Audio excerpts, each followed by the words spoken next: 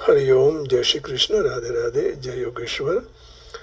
पंशीधरम दोद्रधरम नमामि मनोहरम मोहहरम च कृष्णं मालाधरम धर्मधरम धरं च पार्थस्य सारथ्यगणं च देवं कर्तव्यदीक्षां च समध्वशिक्षां ज्ञानस्य भिक्षां शरणागतिं च ददाति गीता करुणाद्रभूता कृष्णेन गीता जगतो हिताय। श्रीमद् भगवद गीता जी अध्याय 18वां और श्लोक 41वां। कल का श्लोक था न तदस्ति प्रथम बिंबा दिवि देवेषु वा पुनः सत्वं प्रकृति जय मुक्तम यदि भिस्यात् त्रिभिर गुणे।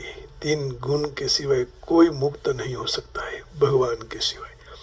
अब कहते हैं कि त्याग के प्रकरण में भगवान ने बताया कि नियत कर्मों का त्याग करना उचित नहीं है। उनको मूढ़ता पूर्वक त्याग करने से त्याग तामस बन जाता है। त्याग में भी अभिमान आता है ना, मैं नहीं करता हूँ ऐसे, मैं दान नहीं लेता, ये भी एक अहंकार है। तो शारीरिक क्लेश से भय से नियत कर्मों का त्याग करने से त्याग राजस बन जाता है और फल और आसक्ति का त्याग करके नियत कर्मों करने से त्याग सात्विक बन जाता है। 18वें अध्याय के 7, 8, 9 माने इसी अध्याय के 7वां, 8वां और 9वां श्लोक है। तो उसके पर थोड़ा नजर डाल देते हैं, फिर आगे जाएंगे। नियतस्य तु संन्यासः कर्मणो नोपपद्यते मोहात् तस्य परित्यागः तामसः परिकीर्तितः। नियत कर्मों को त्याग करना उचित नहीं है और उनका मोहपूर्वक त्याग करना तामस त्याग है।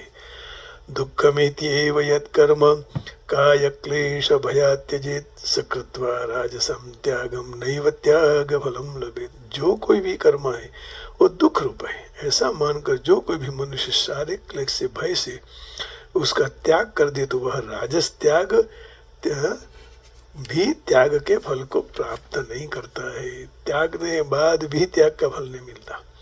कार्यमित्येव यत्कर्म नियतं क्रियते अर्जुन संगम त्यक्त्वा फलं चैव सत्यागः सात्विको मतः। हे अर्जुन, केवल कर्तव्य मात्र करना है ऐसा समझकर जो कर्म आसक्ति और फलेच्छा को त्याग करके कर्म में आवे वह सात्विक त्याग कहा गया है। तो 3 पूर्वक का त्याग यहाँ बताया, तामस त्याग, फिर राजस त्याग, राजस और सात्विक त्याग।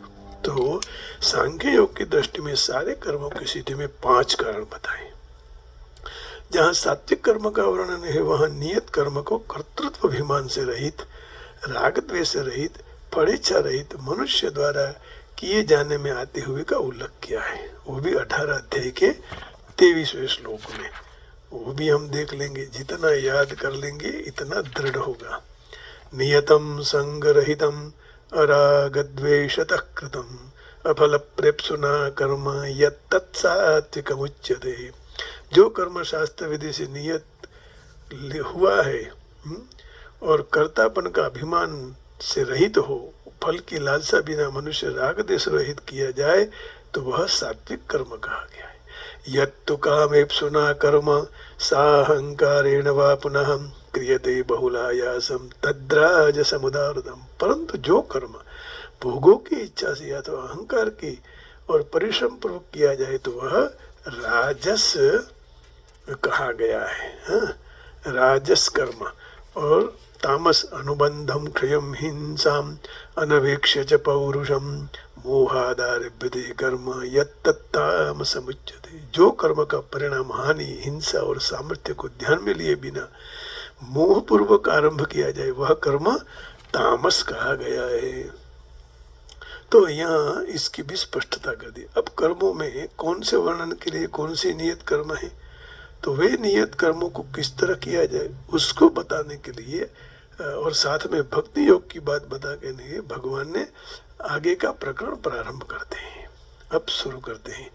ब्राह्मण क्षत्रिय विषाम शूद्राणाम च परंतप कर्माणि प्रविभक्तानि